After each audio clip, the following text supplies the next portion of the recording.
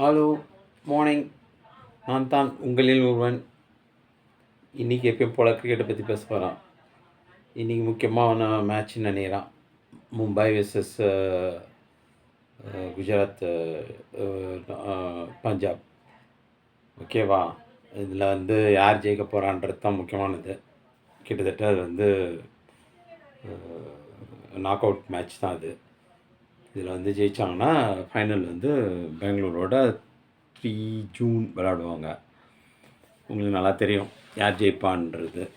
ஆனால் என்ன சொல்கிறது, இப்போ குவாலிஃபிகேஷன் இதில் எலிமினேட்டர் இதில் அவங்க தோற்றுட்டாங்க.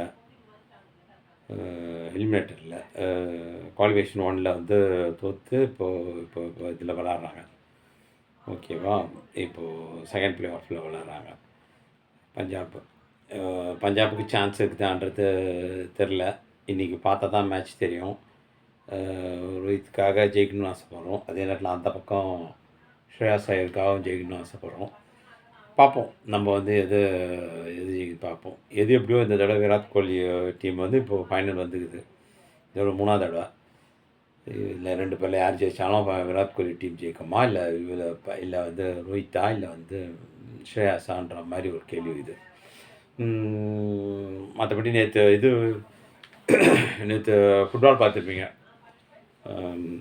சாம்பியன், யூரோப்பியன் சாம்பியன் இது கிளப்பு. அதில் இப்போ PSG வந்திருக்காங்க. இன்டர் மிலான் ஜெயிச்சு வந்துக்கிறாங்க. ஜெயிச்சு கப் எடுத்துட்டாங்க. அது ரொம்ப சந்தோஷம். ஃபஸ்ட் டைம் எடுத்திருக்காங்க. அது ரொம்ப சந்தோஷம். அது எல்லாரும் ஏற்றுக்கிற மாதிரி இருக்குது.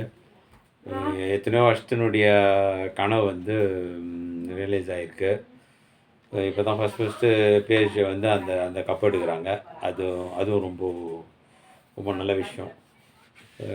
மற்றபடி அப்போது டென்னிஸ்ன்னு பார்த்தோன்னா ஜுவரவ் ஒரு நல்லா விளையாண்டு வர்றாரு. அப்புறம் அல்காரஸ் நல்லா விளையாண்டு வர்றாரு. நம்ம பக்கம் டபுள்ஸில் பூபதி விளாட்றான்னு நினைக்கிறேன். அந்த நியூஸ் எனக்கு தெரியல.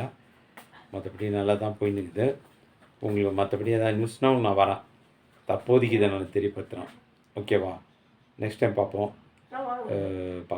பாய்.